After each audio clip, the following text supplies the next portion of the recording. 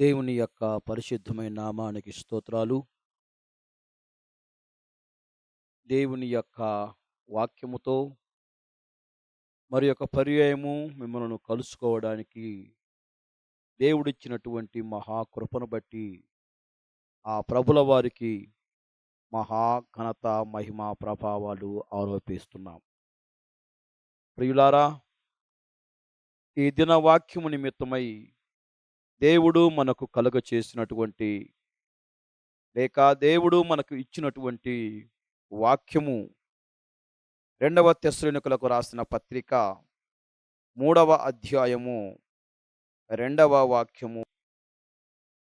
మేము మూర్ఖులైన దుష్ట మనుష్యుల చేతిలో నుండి తప్పింపబడు నిమిత్తమును మా కొరకు ప్రార్థించుడి.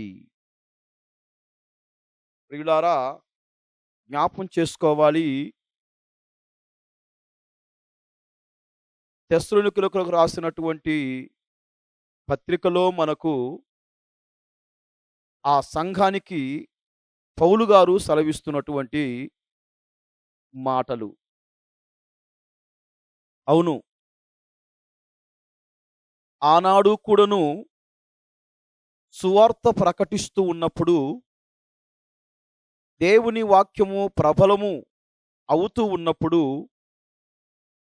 దేవుని యొక్క వాక్యము అనేక జనులు విని తమ జీవితాలను మార్చుకొని మార్పు చెంది వారి జీవితాల్లో వారు పరిశుద్ధులగుతూ ఉండటం వలన ఈ లోకము చూడలేకపోయింది. కారణం ఏంటంటే, ఈ లోకము కసాయి లోకము. ఈ లోకానికి కావలసింది మంచి అక్కరలేదు, చెడే కావాలి. మనిషి బాగుపడ్డం చూడలేకపోతుంది ఈ లోకం. మనిషి సంతోషంగా ఉండటం చూడలేకపోతుంది ఈ లోకం. మనిషి ఆనందకరంగా ఉంటే చూడలేకపోతుంది ఈ లోకం, లేక లోకములో ఉన్నటువంటి సాతాను యొక్క సమాజం. ఆనాడు కూడాను దైవజనులుగా ఉన్నటువంటి పౌలు గారు సేవ చేస్తూ ఉండగా, సువార్త ప్రకటిస్తూ ఉండగా అనేకులు దుష్టులు ఆయనను లేక ఆయన చేస్తున్నటువంటి పరిచర్యకు కొంత అంతరాయములు, కొంత అభ్యంతరములు, కొన్ని రకాలుగా ఆయనను బాధ పెడుతూ వస్తున్నట్లుగా, అనేక సార్లు ఆయనను బంధించినట్లుగా, అనేక సార్లు ఆయనను శ్రమ పెడుతున్నటువంటి వారిగా ఇక్కడ పౌలు గారు మనకు వ్యక్తపరుస్తూ ఉన్నారు. అందుకనే ఈ దినాల్లో కూడాను అనేక సేవకులు, సేవ చేస్తున్నటువంటి వాళ్ళు, సువార్తను ప్రకటిస్తున్నటువంటి వాళ్ళు దేవునిపై ఆధారపడి ఆత్మల రక్షణ కొరకు, ఆత్మల సంపాదన కొరకు తమ జీవితాలను త్యాగము చేస్తున్నటువంటి వాళ్ళు ఎందరో ఉన్నారండి. తమ జీవితాలను పణంగా పెడుతున్నటువంటి వాళ్ళు ఎందరో ఉన్నారండి. తమ కుటుంబాలు కూడాను పణంగా పెడుతున్నటువంటి వాళ్ళు, త్యాగం చేస్తున్నటువంటి వాళ్ళు ఎందరో ఉన్నారండి. అలాంటి జీవితాల యొక్క, అలాంటి యొక్క సేవకుల యొక్క, అలాంటి వారి యొక్క పరిచర్య కొరకు, అలాంటి యొక్క పరిచారకుల కొరకు క్షేమకరంగా ఉన్నటువంటి నీవు నేను ఏం చెయ్యాలి? మన పనేంటి? ఆరోగ్యకరంగా నిన్ను ఉంచాడే, అనుకూలంగా ఉంచాడే, క్షేమకరంగా ఉంచాడే, ఆశీర్వాదకరంగా ఉంచాడే, ఏ సమస్య లేకుండా, ఏ కీడు లేకుండా, ఏ బాధ లేకుండా నిన్ను ఉంచాడే, ఆత్మను రక్షించి నిన్ను రక్షింప చేసుకొని నిన్ను ఆరోగ్యకరంగా ఉంచాడే. ఎందుకో?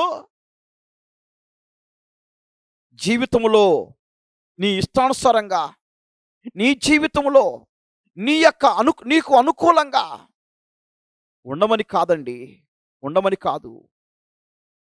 అనేక సేవకులు బాధపడుతూ ఉన్నారు, అనేక సేవకులు ఉపవాసముతో ఉన్నారు, అనేక సేవకులు కష్టపడుతూ ఉన్నారు, అనేక సేవకులు పరిచర్య చేసి బంధకాల్లో ఉన్నారు, జైల్లో ఉన్నారు, హింసింపబడుతున్నారు, అవమానించబడుతున్నారు, తన్నబడుతున్నారు, గుద్దబడుతున్నారు.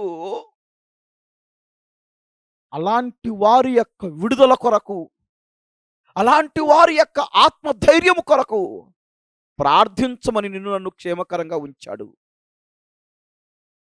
దేవుని బిడ్డలారా, ఏం చేస్తున్నాం మనం? బాధపడుతున్నటువంటి వారిని చూసి, కష్టపడుతున్నటువంటి వారిని చూసి, సువార్త నిమిత్తమై అవమానించబడుతున్నటువంటి వారిని చూసి, నాకు కాదు కదా ఈ అవమానము, ఎవరికో కదా అన్నటువంటి వాళ్ళముగా ఉన్నాము. రేపు అదే శ్రమ, అదే బాధ నీ దగ్గరకు వచ్చినప్పుడు అర్థమవుతుంది నీకు. నీ దగ్గరకు వచ్చినప్పుడు నీకు అర్థమవుద్ది. గనుక నా ప్రియదని బిడ్డారా, అదే చెప్తున్నాడు పౌలు గారు, అదే చెప్తున్నాడు దైవజనుడు. విశ్వాసులుగా ఉన్నటువంటి వారికి, సంఘానికి చెప్తున్నాడు, మేము దుష్టుల యొక్క చేతుల్లో నుంచి విడిపించబడి నిమిత్తం మా కొరకు ప్రార్థన చేయండి అని చెప్పేసి. ప్రార్థన సమస్తాన్ని జరిగిస్తుందండి. ప్రార్థనకు ఆటంకమైంది కానీ, ప్రార్థనకు చేతకానిది కానీ ఏది లేదు, ఏది లేదు. ఈనాడు తోటి సేవకులు ఎంతగా ప్రాణాలు తెగించి, ఎంతగా అవమానించబడుతూ, ఎంతగానో నిందించబడుతూ, ఎంతగానో హీనంగా వారిని ఈ లోకపు యొక్క దుష్టులు వారిని అవమానపరుస్తూ ఉంటాం, మనం చూస్తున్నాం కదా. వారి కొరకు మనకు కావాలి ఆకలి, మనకు కావాలి దాహము ఏదయ్యంటే, ఆ దాహము ఆకలి ఏది నీలో ఉండాలంటే వారి కొరకు ప్రార్థించగలిగే జీవితం నీకు కావాలి. వారి కొరకు ప్రాధేయపడగలిగే అనుభవం నీకు కావాలి. అప్పుడే నీవు విశ్వాసివి, అప్పుడే నీవు క్రీస్తు బిడ్డవు, అప్పుడే ఎదుటి వారి యొక్క సమస్యను అర్థం చేసుకున్నవాడవని ప్రభు దృష్టిలో గుర్తింపులోకి వస్తావు అన్న సంగతిని జ్ఞాపకం చేసుకొని, ఈ కళ్ళ ముందు కావచ్చు, నీ చెవులకు వినిపించడం కావచ్చు, నువ్వు చూస్తున్నటువంటి ఆ యొక్క దేశంలో కావచ్చు, నీకు ఎంతమంది కనిపిస్తూ ఉన్నప్పటికీ మౌనంగా ఉండడము నీకు ఆటగా మారిందా కదా నా ప్రియని బిడ్డారా? అనవసరంగా జీవిస్తున్నావు కదా. ఈ విశ్వాసము, నీ త్యాగము, నీ క్రీస్తు నమ్ముకున్నటువంటి ఆ జీవితం ఎవరికి ఉపయోగం చెప్పు? ఎదుటి వారి కొరకు నీ ఆత్మీయానుసరమైన జీవితము నీవు సఫలత కాలేకపోతే, నీ ఆత్మీయానుసరమైన జీవితము నీకే సహాయం వచ్చేది అని చెప్తున్నాను. నీకే సహాయపడదు. క్రియలేని విశ్వాసం వ్యర్థమండి, క్రియలేని విశ్వాసం వ్యర్థం. కనుక జ్ఞాపకం చేసుకొని ఈరోజు ఈ వాక్యాన్ని వింటున్నటువంటి ప్రతి ఒక్కరూ ఒక తీర్మానానికి వచ్చేద్దాం. అవును ప్రభువా, నేను ఈనాడు రక్షింపబడి ఉన్నానంటే నా కొరకు ఎంతో మంది నాయన ప్రార్థన చేసినటువంటి వారుగా ఉన్నారు. నా కొరకు ఎంతో మంది నాయన హతసాక్షులైనటువంటి వారు ఎందరో ఉన్నారు. అయినా నా కొరకు నాయన శ్రమపడ్డవారు, అవమానించబడుతున్నటువంటి వారు, నిందించబడుతున్నటువంటి, ప్రాణాలు తెగిస్తున్నటువంటి వారు ఎందరో ఉన్నారయ్యా. అలాంటి వారి కొరకి కదా నాయన నన్ను క్షేమకరంగా ఉంచావు ఈరోజు అంటే నేను ప్రార్థన చేయడానికి కదా నాయన అని అవగాహనలోనికి రావడానికి మనము ప్రభువుకు సమర్పించుకుందాం. అట్టి కృప పరిశుద్ధాత్మ దేవుడు మనకు ప్రసాదించునుగాక. ఆమేన్. ప్రార్థన. మహాపరిశుద్ధుడైన మా తండ్రి, జీవాధిపతి, క్షోమగల యేసయ్య, ఈ నామానికి స్తోత్రాలు. దైవజనులు నా ప్రభా సెలవిచ్చిన ప్రకారంగా నాయన సువార్తను నా ప్రభా ప్రకటిస్తున్నటువంటి వారిని నాయన, సువార్తను మా ప్రభా, రక్షణ సువార్తను నాయన, రక్షణ మాటను మా ప్రభా ప్రకటిస్తున్నటువంటి వారిని మా ప్రభా ఎంతో నైనా మా ప్రభు అవమానిస్తున్నటువంటి లోకముగా ఉంది నాయన.